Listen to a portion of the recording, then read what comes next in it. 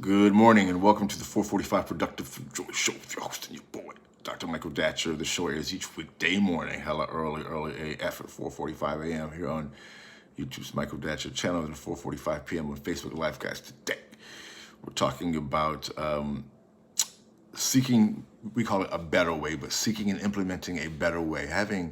Asking that question about ourselves, is there a better way to do this? There must be a better way to be the president. There must be a better way to deal with homelessness. There must be a better way to deal with interpersonal relationships. There must be a better, to be healthy. So to distribute a coronavirus, have mercy. So that's what today's topic is, and that's important, as you'll see, because oftentimes what happens is that we seek to and come to a better way through conflict. That's been unfortunately, most of my adult experience in chaos and trauma. I've been forced to seek a better way, and thank God I was able to find it usually.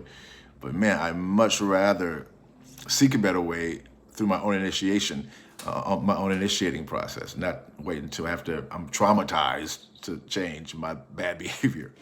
So that's today's topic today. Thanks for joining us. If you're new, you can go to productivethroughjoy.com, see about us. We speak to groups, schools, and organizations about being productive through joy. We have a great series of workshops and seminars, webinars, almost all online now because of COVID, but soon come. Hopefully we'll be able to get back to in-person programs before summer hits, so we'll see. But thanks for joining us. What should I be saying now to you? A little bit about my background. This is your host and your boy, Dr. Michael Datcher, author of the New York Times bestseller Raising Fences, author of the acclaimed historical novel Americas, author of the Pulitzer Prize-nominated animating Black and Brown Liberation and a Theory of American Literatures. I'm the board president of a great nonprofit here in Los Angeles called The World Stage. We have a series of extraordinary programs. You can go to theworldstage.org. Of course, we are on COVID now. Everything is COVID. We're doing our programs online. It's crazy. But everyone's do best we can.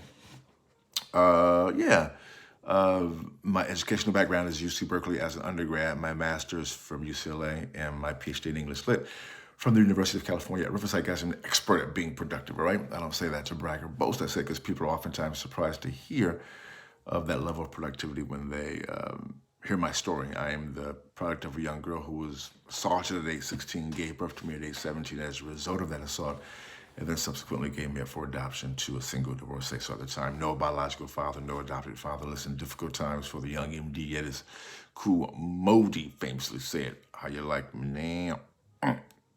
And if I can be this productive and be so through joy, I know many people can, which really inspires this show. And because I know it's not where you're from, it's where you're about to go. So thanks for joining us today. All right, let's dive into the topic. So guys, today we're talking about a better way, meaning seeking a better way, meaning asking yourself, there must be a better way. And point one is you want to ask yourself that question. I was saying just a moment ago that for most of my life, I've sought a better way or changed, basically, which we're talking about change today. I've sought a better way. I've changed because I had to, because crisis hit me. And I was like, oh my God. So, thank God, things have worked out somehow.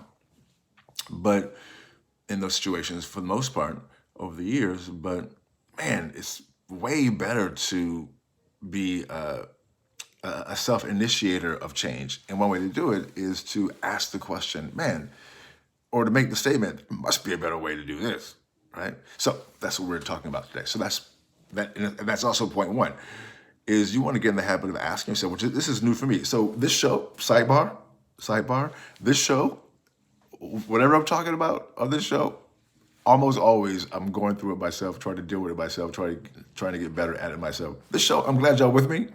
Good to have you here. But this show is about trying to get myself together. I'm just taking y'all along for the ride, because I know if I'm going through it, if I have things to work on, to evolve, to get better at, there's probably some other mugs out there too who probably need some help. So we're just doing it together. So that's my approach. That's the old point guard in me. We do it as a team. So that's what I'm doing right now. I'm asking myself, how do I begin to create change without having to wait for a coronavirus to hit me upside the head? You know. So, point one, as I'm asking myself, there must be a better way, to do this. You want to. I encourage you to ask yourself the same thing. Is starting with that step, right? To be in the habit of asking yourself, of saying there must be a better way, a better way. And point two is you want to seek the better way. That's the challenging part. That first step is really important, though. You want to say it, man. There must be a better way to do this. My goodness, right? And then you want to point two is you want to seek it. Seek it out. Talk to people. Try different things. That's what I like to do. I'll try different things. I'll do this. I'll do that. Seek it out to see what you can find. Trial and error. My boy Paul taught me this a long time ago. I mean, of course, you know it intellectually, but when someone does it with you, that's how you learn the best. My friend Paul, who was a airline mechanic, he's just a philosopher and a poet and a bad boy. But when he was in the service in the Air Force, and he was an airline mechanic, and he was telling me about, you fix planes, just trial and error, like fixing a car. And I was like, oh, okay, I can do that. And so you try one way. If it works, you do it, great. If not, you try something else. You try this, you try that, you just keep it moving, right? But you want to seek out the better way. And third, once you find a better way, you want to actually implement it. And that's the challenge. This is all challenging. Let's keep it real. But it can be done. You want to then implement the change that you are seeking, that you sought, that you found, and be able to do it consistently. And for me, I mean, I've done this for a little bit because I've been working on this for a while, but this is my current elevation of it, is being able to implement these changes, implement, so that it almost becomes rote. Not that you become disinterested in that type of rote, R-O-T-E, but that it's what you do. Like you take a shower, you get up, you brush your teeth, you get up, you whatever you do in the morning when you first get up, you make your coffee, for so much you don't even think about making that coffee. You get up, you hit that machine, you grind those coffee beans, And so when it becomes a part of your life, there's something about how the body, the spirit responds when that's just what you do. Or like, here's a good example, for me, running. So in the morning, I meditate, I do many things in the morning, but I run is one part of my morning ritual. So even though a lot of times, guys, I'm tired as a mug, right? But because my body is so used to running at around the same time, like literally, almost exactly the same time every day, every 6 days a week, that even when I'm completely exhausted, when it's like, I can't go on, my body just it just kicks in, and does what it does. Because the body's like, oh, it's time to run. All right, let's start doing what we do, In a way, your spirit can operate in the same way. Oh, it's time to be amazing. It's time to be loving. It's time to read some spiritual literature and get myself strong from the inside out, whatever you're working on. And then that begins to be your life, right? And that's how we begin to implement the change that we sought by asking the question, there must be a better way. And the end result, which is what I'll bring this full circle, is so we can begin to create change in our lives, not as a consequence of conflict, because we tend to create change in two ways, because we are in conflict, in pain, we're in trauma, or we're inspired.